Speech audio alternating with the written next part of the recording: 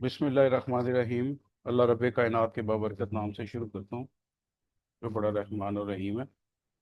अ, इससे पहले कि मैं जो अभी तक पढ़ा है उसको रिवाइज करूँ और आज के एक बहुत अहम जो टॉपिक है अबाउट पेन टूल उसकी तरफ जाऊँ, मुझे सिर्फ ये बताइएगा कि आप लोग अभी तक जो भी हमने चीज़ें पढ़ी हैं उससे कितना सेटिस्फाइड हैं। आप हैंड्स ऑन प्रैक्टिस करने में जो चैलेंजेस आते हैं वो सॉल्व हो जाते हैं। मतलब आप समझ रहे हैं कि वो चीज़ें जो है ना वो कंट्रोल में हैं, और मतलब टूल जो है ना वो कहना मान रहे हैं। सारी चीज़ें जो है ना वो साथ साथ चल रही हैं। कोई अगर क्वेरी है तो उसको हम पहले एड्रेस करते हैं। जी प्लीज़।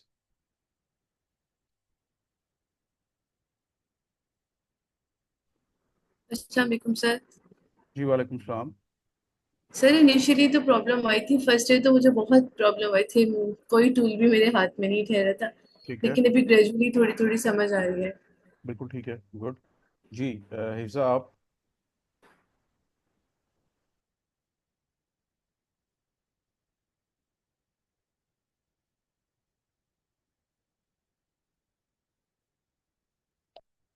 मेरा ख्याल है उनका कोई इंटरनेट का इशू है।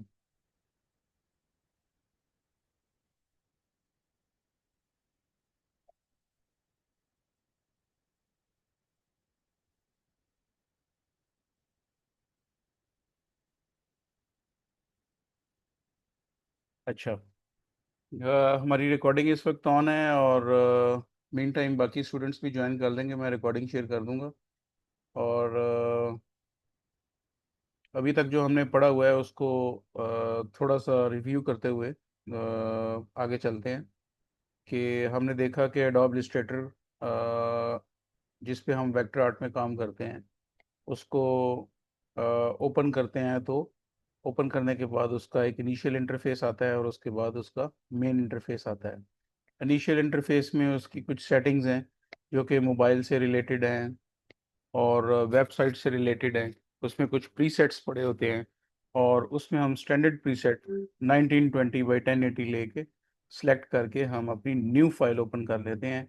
और न्यू फाइल जब ओपन करते हैं तो हम उस वर्क स्पेस में आ जाते हैं जो कि इस वक्त हमें नज़र आ रहा है। And here again it's a combination of tool bar panel, control panel, और टैब पैनल, और प्रॉपर्टीज पैनल, और जो इसमें आर्ट बोर्ड है। इसका जो कॉम्बिनेशन है इसको हम वर्क स्पेस या वर्क प्लेस कह देते हैं। ठीक है। अभी तक हमने जो टूल इंपॉर्टेंट पढ़े उनमें डायरेक्ट सिलेक्शन टूल पढ़ा हमने, उसके बाद सिलेक्शन टूल पढ़ा हमने, उसके बाद हमने डिफरेंट शेप्स पढ़ी। हमने ये जाना कि शेप्स लेते किस तरीके से हैं।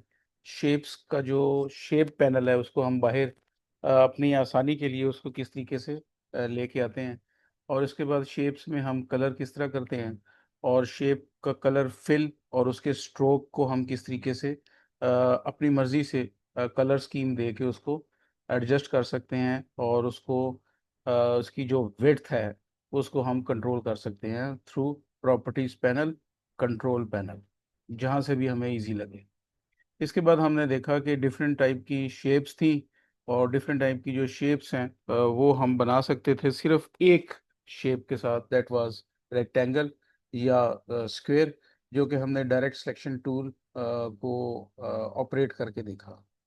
तो अभी तक हमने जो पढ़ा उसके बाद हमने ये सीखा कि वेक्टर आर्ट में बेसिकली दो नुमायाँ चीज़ें हैं।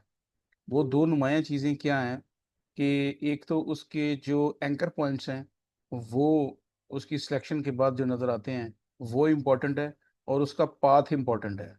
ये दो चीज़ें इम्पोर्टेंट हैं।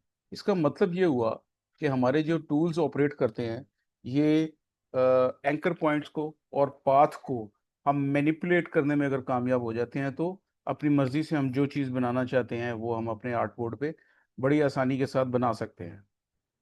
तो इसी चीज़ को करने के लिए और मौसर तरीके से करने के लिए हमने ये देखा कि हमारे पास कीबोर्ड पैनल पे जो हमारे पास मॉडिफायर्स हैं, जिसको कंट्रोल आल्ट और शिफ्ट के जो बटन्स हैं प्लस अप एरो और डाउन एरो वाला जो बटन है, ये हमारे मॉडिफायर्स के तौर पे यूज़ होते हैं। और with the combination and combined use of these modifiers with the left click of mouse, आप यू कैन डू वंडर्स।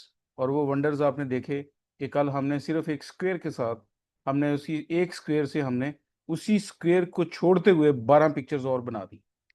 ठीक है। तो ये इसका मतलब ये था कि ये मॉडिफायर्स जो हैं, इसका मतलब हमारे ऑपरेशनल जो कैपेबिलिटी है उसको बढ़ा देता है। तो इस लिहाज से मैं आपको साथ साथ ये ब्रीफ कर रहा होता हूँ, साथ साथ इसकी अहमियत को भी। आज जिस टूल के टूल के बारे में हम जानेंगे, इस टूल के बारे में कल मैंने हल्का सा रिव्यू दिया था कि ये कहाँ पे यूज़ होता है। ये बेसिकली टूल पेन टूल के नाम से जाना जाता है, जो कि सिलेक्शन टूल के नीचे जिस तरह एक पेन की निब बनी होती है, जस्ट लाइक दिस, ये पेन की निब की तरह एक टूल बना होता है। ये करता क्या है, जिस तरह कल मैंने बताया और उसी को लिंक अप करके आगे चलूंगा कि ये पेन टूल आपके जो पाथ हैं उनको डिटरमिन करता है, और आप उसको अपनी मर्जी से कुछ भी बना सकते हैं। तो यहाँ पे क्वेश्चन ये आता है कि अगर ये पाथ को ही डिटरमिन करता है with the help of anchor points, तो फिर पाथ की कुछ किस्में भी तो होंगी ना। यस ऑफ कोर्स, पाथ की किस्में हैं। एक हमारा ओपन पाथ है, ठीक है, जो मैंने कल ड्रा किया था।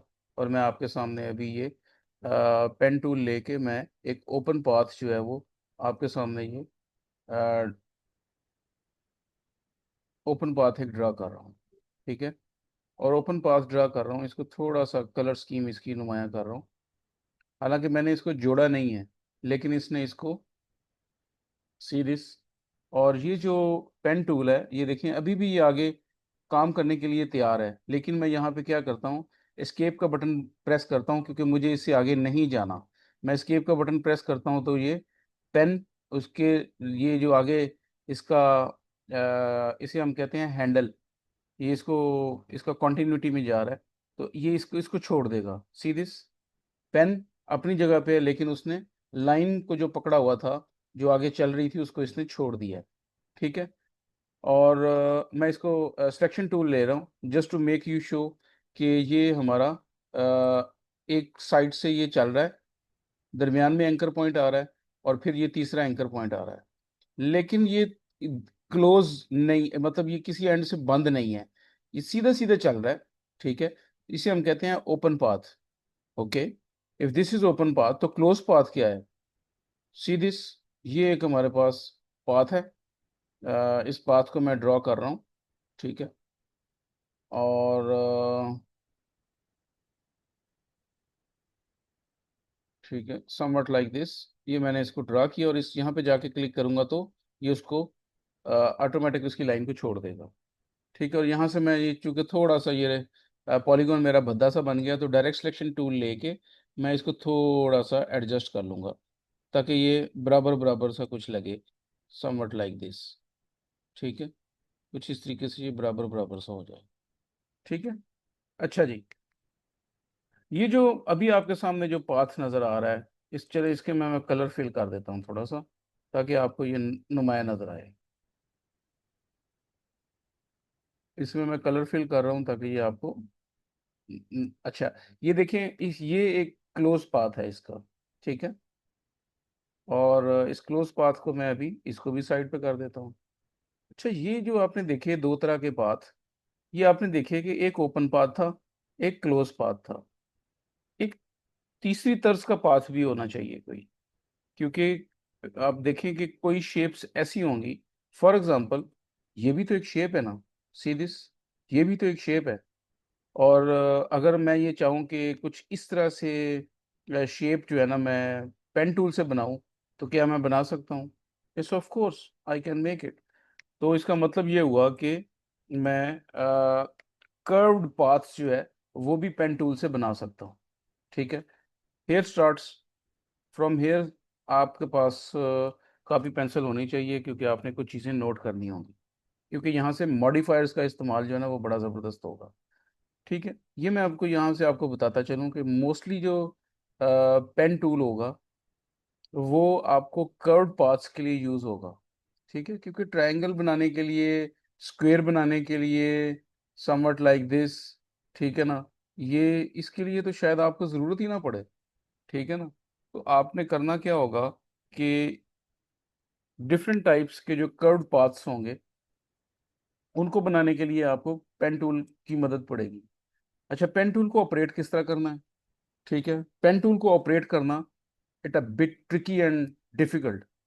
इस पे आपको थोड़ी सी स्किल चाहिए होगी, और ये ओपन माइंड इसको थोड़ा सा वो लेके चलना होगा। देखें, एक तो तरीकाकार ये है कि मैंने इसको सिंपल क्लिक किया। सिंपल क्लिक करके मैंने इसको जो है मैं कुछ बना रहा हूँ कुछ इस तरीके से। ये मैंने इस तरीके से एक शेप बना दिया आपके सामने, ठीक है।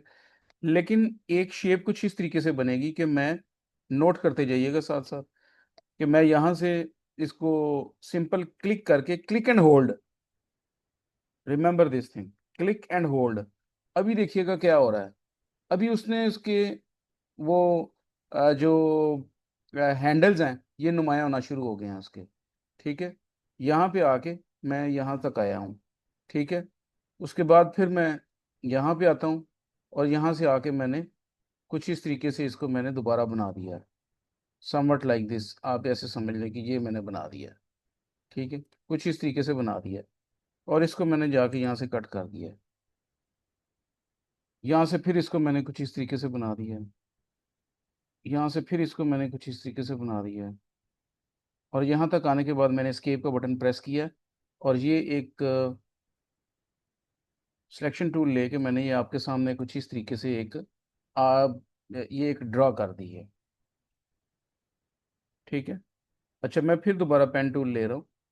पेन टूल लेके मैं इसको कुछ इस तरीके से मैंने लेफ्ट क्लिक एंड होल्ड, और फिर मैं उसको ड्रैग कर रहा हूँ अपनी चॉइस के साथ। अपनी चॉइस के साथ मैं उसको ड्रैग कर रहा हूँ, और मैं उसको लेफ्ट राइट करके अपनी मर्ज़ी से उसको मूव कर रहा हूँ, ठीक है। फिर उसको छोड़ा, छोड़ने के बाद फिर उसको क्लिक एंड होल्ड, और फिर इसको मैंने ड्रैग किया अपनी मर्ज़ी से, और मैं इसको बना रहा हूँ इस तरीके से। फिर ये मैंने छोड़ा, छोड़ने के बाद उसने दोबारा फिर जो है वो हैंडल्स जो हैं उसके उसने नुमाया कर दिए हैं। आर्क हैंडल भी इनको बोलते हैं। आर्क हैंडल्स नुमाया कर दिए हैं। यहाँ पे मैं जाके इसको क्लोज करके स्केप का बटन प्रेस कर रहा हूँ। अच्छा, अभी आपका ये क्वेश्चन होगा कि जी आप ये जो जिनको आर्क हैंडल्स आप कहते हैं, इन आर्क हैंडल्स को किस तरीके से ऑपरेट कर सकते हैं। तो आर्क हैंडल्स को आप इस तरीके से ऑपरेट कर सकते हैं, सी दिस। यहाँ पे आके अभी आप देखें कि मैं इसको कुछ इस तरीके से ऑपरेट कर सकता हूँ, ये इस तरीके से, ठीक है। यहाँ से इसको कट किया। कट करने के बाद अभी देखिएगा कि मैंने यहाँ पे ये जो आर्क हैंडल है, ये कोई, ये दरमियान में एक एंकर पॉइंट है। ये दरमियान में एक एंकर पॉइंट है। इस एंकर पॉइंट को मैंने, इसकी एक लेफ्ट साइड पे आर्क हैंडल है, और इसके एक राइट साइड पे एक आर्क हैंडल है। अगर मैं इसको यहाँ से,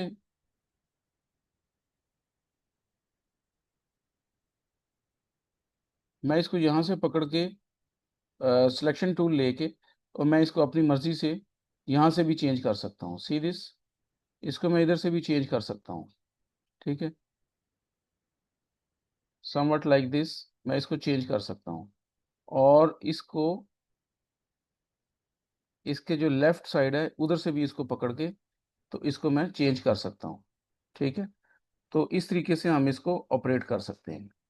और फिर मैंने सिलेक्शन टूल लिया, डिलीट किया, और इसको मैंने डिलीट कर दिया। अच्छा, ये तो इसके थे कि हम इसको किस तरीके से इस्तेमाल कर सकते हैं, ठीक है। मैं इस पे आपको पहले बता चुका कि हम इस पे ओपन पाथ, क्लोज पाथ इसके साथ पेन टूल के साथ ड्रॉ कर सकते हैं। और उसको रिपीट करता हूँ कि जब भी आप क्लिक करेंगे और क्लिक एंड होल्ड नहीं करेंगे, तो वहाँ से ये सीधी सीधी लाइन बनाना शुरू कर देगा।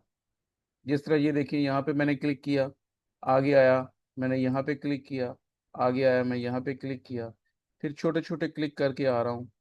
ये सिंपल क्लिक कर रहा हूँ और छोड़ता जा रहा हूँ, क्लिक एंड मैं उसको क्या कहूँगा, क्लिक करके यानी उसको छोड़ देता हूँ ना। Click and lift, click and lift, click and lift and that. यहाँ पे आके मैंने इसके साथ फाइनल पाथ के साथ जोड़ा तो उसने उसको छोड़ दिया है पेन को। जो लाइन थी उसने पेन को छोड़ दिया। लेकिन अगर मैं दूसरी सूरत में जो पेन टूल का इस्तेमाल है वो ये है कि मैंने क्लिक किया and click and hold. Now I am dragging my mouse like this way. अभी मैंने क्लिक को छोड़ा है और इसको मैं नीचे लेके आया हूँ। ठीक है। यहाँ से फिर मैंने इसको क्लिक एंड होल्ड और फिर मैंने इसको इस तरफ से लेके आ गया हूँ। मैं चाह रहा था कि कुछ इस तरीके की साइन वेव बन जाती। ठीक है ना। लेकिन ये साइन वेव कुछ मज़े की नहीं बन रही। तो उसके लिए क्या है, then I will use some modifiers. वो मॉडिफायर्स क्या होते हैं? शिफ्ट। अभी देखिएगा मैंने क्या किया। मैंने यहाँ से क्लिक एंड होल्ड और ये मैंने शिफ्ट का बटन प्रेस किया हुआ है। जब मैंने शिफ्ट का बटन प्रेस किया हुआ है और मैं इसको, तो आप इसका चेंज ये देखिएगा कि जब आप शिफ्ट का बटन प्रेस करेंगे तो आप या तो 90 डिग्री के एंगल पे चल सकेंगे या 45 डिग्री के एंगल पे चल सकेंगे। जब आप शिफ्ट के बटन को नहीं इस्तेमाल कर रहे होंगे या छोड़ देंगे तो फिर आप इसको जिधर मर्जी फ्री मूवमेंट में आप चला सकते हैं इसको। सी दिस, मैंने इसको शिफ्ट के बटन को छोड़ा हुआ है इस वक्त और ये फ्री फॉल चल रहा है इस वक्त। ठीक है ना। लेकिन मैंने क्या किया, अभी मैं देखिएगा जो ही मैं इसकी शिफ्ट को बटन को प्रेस करता हूँ तो क्या होता है, ये देखें। वो वापस उसने उसको जो उसको परपेंडिकुलर यानी 90 डिग्री का एंगल नज़दीक था तो उधर चला गया, और अगर वो 45 का एंगल नज़दीक होगा तो उधर चला जाएगा। अच्छा, मैं अभी आपको जो चीज़ बताना चाह रहा हूँ वो ये है कि मॉडिफायर को किस तरीके से यूज़ करते हैं। एक अच्छा इसमें जो एंगुलर शेप बनाने के लिए या कर्व्ड पाथ बनाने के लिए किस तरीके से यूज़ करते हैं। यहाँ तक मैं आया। इस वक्त मेरा लेफ्ट जो हैंड है वो इसके शिफ्ट पे ऊपर है, और राइट वाला जो है वो माउस जो कि क्लिक एंड होल्ड पे है। तो मैंने क्लिक एंड होल्ड पे, यहाँ से क्लिक एंड होल्ड को सिर्फ मैंने छोड़ा। शिफ्ट प्रेस है अभी। यहाँ पे आया हूँ और यहाँ पे आने के बाद फिर मैंने इसको शिफ्ट पकड़ा हुआ है अभी मैंने। ठीक है। और मैं नीचे तक आ गया हूँ। ठीक है। और यहाँ तक आके मैंने इसको फिर छोड़ा। फिर आया हूँ मैं, यहाँ तक आया हूँ तो ये कुदरती तौर पे देखें रेड लाइन बता रहा है कि ये हॉरिजॉन्टली आप उसके बराबर आ गए हैं पहले वाले दो एंकर पॉइंट्स के। और फिर मैंने यहाँ से उसको क्लिक एंड होल्ड और फिर मैं इसको बिल्कुल सीधा ले जाना, मैं इसलिए कामयाब हो रहा हूँ कि मैंने शिफ्ट का बटन प्रेस एंड होल्ड किया हुआ है। ठीक है। तो इसको मैं ऊपर लेके आ गया हूँ। See this. अगेन मैंने उसको छोड़ा और इस तरफ आया हूँ मैं, और मैं इधर ढूंढ रहा हूँ कि मुझे वो पॉइंट मिल जाए। इसकी लाइन में ये लाइन मिल रही है इसकी मुझे। ये ये लाइन मिल रही है जी मुझे यहाँ पे आके। ये मैंने इसको माउस के लेफ्ट क्लिक को click and hold and then dragging downwards to fetch up the curve. और ये देखें आप, अगेन ये इसकी कर्व ऊपर चली गई और यहाँ तक आके मैंने इसको छोड़ दिया और एस्केप का बटन प्रेस किया तो पेन टूल के पेन ने लाइन को छोड़ दिया। अभी आप देखें कि इसने एक अगर मैं दरमियान में एक ये लाइन ड्रॉ कर दूं, अगर मैं यहाँ पे एक लाइन ड्रॉ कर दूं, सी दिस। ठीक है। तो आप देखेंगे ये आपके पास एक तकरीबन जिन लोगों ने फिजिक्स में देखा होगा कि साइन वेव टाइप एक वो बनता है, जो आई थिंक एसी सर्किट का होता है। तो ये कुछ साइन वेव से मिलती जुलती एक वेव बनना शुरू हो गई है। ठीक है। सिंपल हार्मोनिक मोशन में भी इस तरीके से वो बना करती थी, और ये तैमूर को पता होगा ये चीज़ें। तो ये इस तरीके से आपने एक बहुत ज़बरदस्त तरीके से, लेकिन अभी आप ये देखिए कि ये किसी और टूल से ये नहीं मान सकती थी। अच्छा, इसी में एक और भी एक प्रोसीजर है। ये तो थी हमारी बिल्कुल एंगुलर शेप में हमने अपनी आर्क ड्रॉ की। लेकिन अगर हम चाहें कि हम थोड़ा सा इसको 45 डिग्री के एंगल पे अगर हम बनाएं तो किस तरीके से बना सकते हैं। Again pressing shift and hold, और मैं इधर से मैंने इसको प्रेस किया और मैं इसको 45 डिग्री के एंगल पे ले गया हूँ। पहले मैंने क्या किया था, मैंने इसे 90 डिग्री के एंगल पे ले जाके ऊपर जाके छोड़ा और इस तरफ लेके आया, और फिर इसके बराबर आके मैंने यहाँ पे क्लिक किया और फिर नीचे ले गया। और जब दोनों एंकर पॉइंट्स बराबर आ गए तो मैंने फिर वहाँ से छोड़ा, फिर ऊपर आया और फिर मैंने इनको एंकर पॉइंट्स के बराबर ला के यहाँ पे आके फिर मैंने इसको छोड़ा और फिर एस्केप का बटन प्रेस किया, तो समवट लाइक दिस, कुछ इस तरीके से मेरे पास एक एंगुलर पाथ जो है ना वो डिटरमिन हो गया। अच्छा, दूसरा इसमें ये था कि मैंने शिफ्ट का बटन प्रेस किया और माउस का लेफ्ट क्लिक प्रेस किया, और बजाय ये कि मैं 90 डिग्री के एंगल पे जाऊं, मैंने क्या किया, मैं 45 डिग्री के एंगल पे चला गया। 45 डिग्री के एंगल पे जाके मैंने अपने माउस का लेफ्ट क्लिक को छोड़ा। छोड़ने के बाद मैंने यहाँ पे आके और यहाँ पे मैंने क्लिक एंड होल्ड किया माउस के साथ, और मैंने इसको अगेन दोबारा 45 डिग्री के एंगल पे ले गया हूँ और इसके बराबर लेके आऊँगा, समवट लाइक दिस। ठीक है, तो ये दोनों आर्क बराबर आ जाएंगे। उसके बाद मैंने एस्केप का बटन प्रेस किया, इसने माउस को छोड़ पेन टूल को छोड़ दिया, लाइन को सिलेक्शन टूल लिया ताकि मैं आपको इसको एक क्लियर सी दिखा सकूं कि ये हमारे पास, इसका थोड़ा सा मैं स्ट्रोक वैल्यू बढ़ा देता हूँ just to make you more visible. ये देखें जी, ये मैंने इस पे बना दिया है, इसको विजिबल कर दिया थोड़ा सा आपके लिए ताकि ये आपको और आसानी से नजर आए। तो इस तरीके से आप अपने कर्व्ड पाथ्स को इसके ऊपर डिटरमिन कर सकते हैं। ये कर्व्ड पाथ्स क्यों जरूरी होते हैं? ये कर्व्ड पाथ्स इसलिए जरूरी होते हैं कि हमने जब भी अपने वेक्टर आर्ट्स में बना रहे होंगे, तो अगर आप अपनी सराउंडिंग्स में डिज़ाइन देखें, चीज़ें देखें, तो कोई भी ऐसा डिज़ाइन नहीं होता जो इतना डिजिटली उसमें 90 डिग्री या उस पे बना हो कि उसमें कोई आर्क या कोई एंगुलर या उसमें कोई इस तरीके से शेप ना बन रही हो। तो जो एंगुलर पाथ्स होते हैं वो हर डिज़ाइन का एक नुमायां हिस्सा होते हैं। इवन अगर आप फेस देखें, उस फेस को आपका क्लाइंट कहता है जी कि आपने इलस्ट्रेट करना है, आपको कोई पिक्चर देता है, कहता है जी ये मेरे पेरेंट्स की पिक्चर है, तो मेरे पेरेंट्स की पिक्चर को इलस्ट्रेट करें आप। तो उसको इलस्ट्रेट करने के लिए डेफिनेटली आपने फेस को राउंड करना है, उसी फेस के तहत आपने अपने पेन टूल की मदद से उसको लेके जाना है। फिर आपने उसकी आईज को ड्रॉ करना है, और फिर नोज को ड्रॉ करना है, कानों में उसके लेके जाना है, कान, ईयर लोब्स, और ये सारे के सारे ये डिफरेंट साइड्स पे ये घूमते हुए जाएंगे। तो आपको ये चीज़ें जब पता होंगी कि आप किस तरीके से और किस टूल की मदद से आप क्या कर सकते हैं, then effectively you will be in a position कि आप वो सारा काम कर पाएंगे। अदरवाइज आप उसमें इतने इफेक्टिवली काम नहीं कर पाएंगे। ठीक है, यहाँ तक अगर किसी का कोई क्वेश्चन है तो यू कैन आस्क।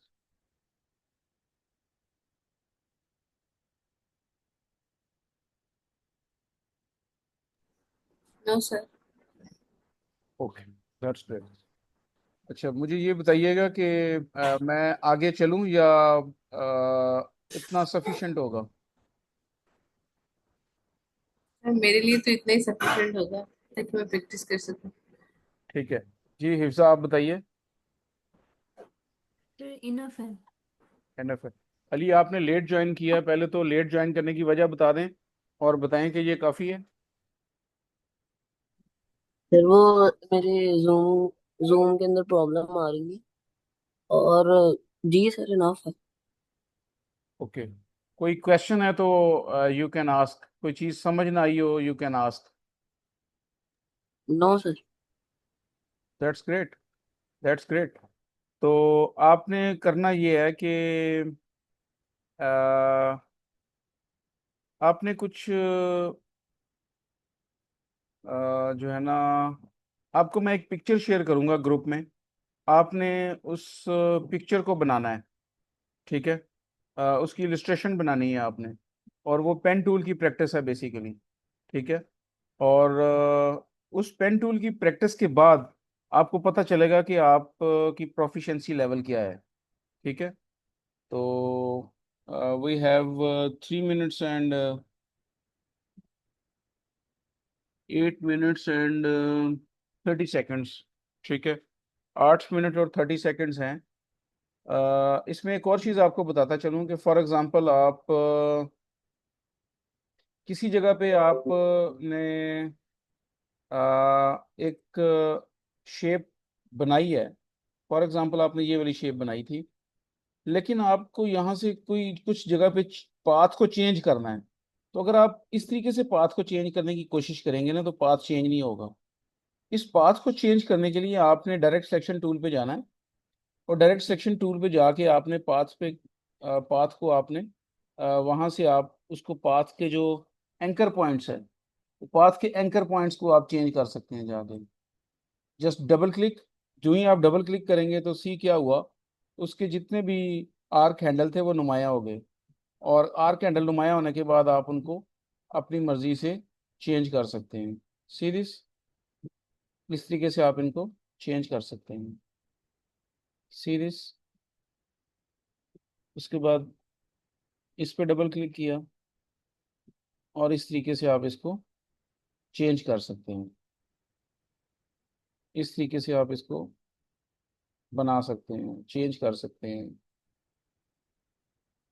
फिर इस पे क्लिक किया, क्लिक करके आप इसको चेंज कर सकते हैं। आप इसको बड़ा भी कर सकते हैं, आप इसको छोटा भी कर सकते हैं। ठीक है, you can make it this way.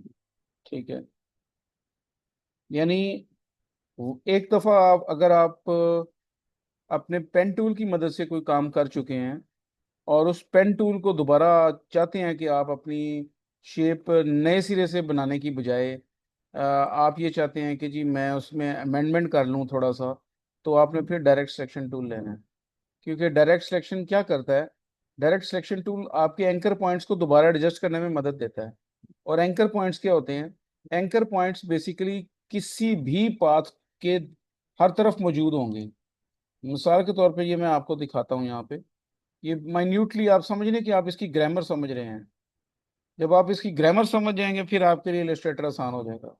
ये देखें, ये इसके एंकर पॉइंट्स हैं। अच्छा, ये एंकर पॉइंट तो है, लेकिन मैं इसको यहाँ से पकड़ के ओवरऑल तो छोटा बड़ा कर सकता हूँ, लेकिन शेप चेंज नहीं कर सकता।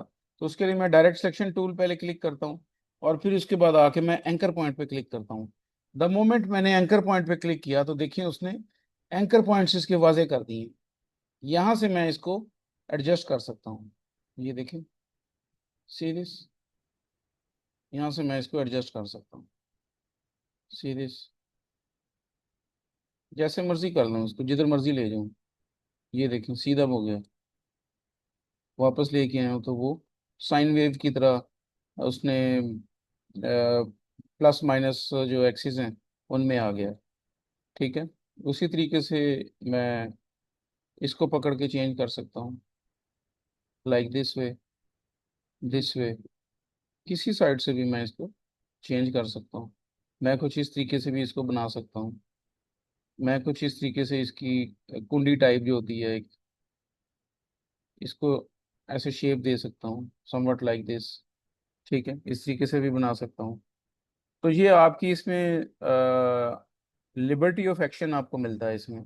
आप इस पे ज़्यादा काम कर सकते हैं इस तरीके से। ठीक है, तो मैंने होमवर्क क्या बताया आपको कि मैं आपको एक पिक्चर शेयर करूंगा, और वो पिक्चर सारी की सारी लाइन आर्ट में होगी। आपने उसी लाइन आर्ट, उसी को आपने ड्रॉ करना होगा। ठीक है ना? और वो ड्रॉ करने का तरीकाकार ये होगा कि आपने उसके ऊपर ड्राइंग करनी है। ठीक है, और उसके ऊपर ड्राइंग करने के लिए क्या तरीकाकार होता है वो मैं आपको अभी 1 मिनट में बता देता हूँ। कि यहाँ से मैं एक जस्ट से कोई कार्टून यहाँ पे पड़ा हुआ है कोई, चलें यही पड़ा हुआ है जी। ठीक है, ये मैं लेके आया हूँ यहाँ पे। ठीक है, जब ये यहाँ पे आ जाएगा तो उसके बाद ये जब भी आप इसको लेके आएंगे यहाँ पे, तो आपने प्लेस करना है, याद रखिएगा। फाइल पे जाना है, और जिस भी इमेज को आपने लेके आना है पहले, उस पे आपने प्लेस पे क्लिक करना है। प्लेस पे क्लिक करेंगे तो ये इंटरनल विंडोज़ की सिलेक्शन ऑप्शन के साथ ओपन हो जाएगी।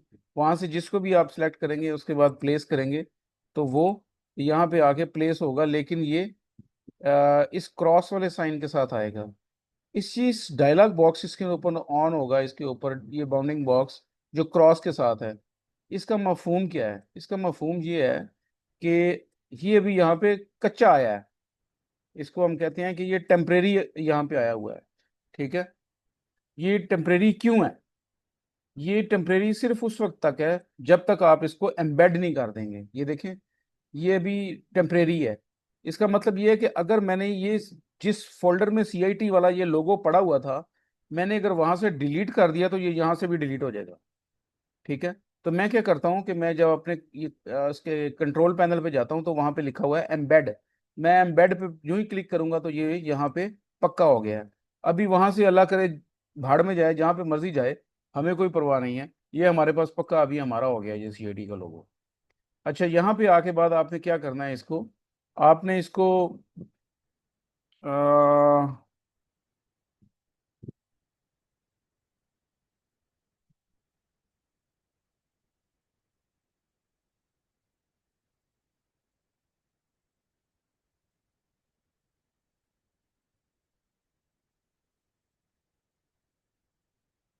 आपने लेयर्स पैनल में चले जाना है।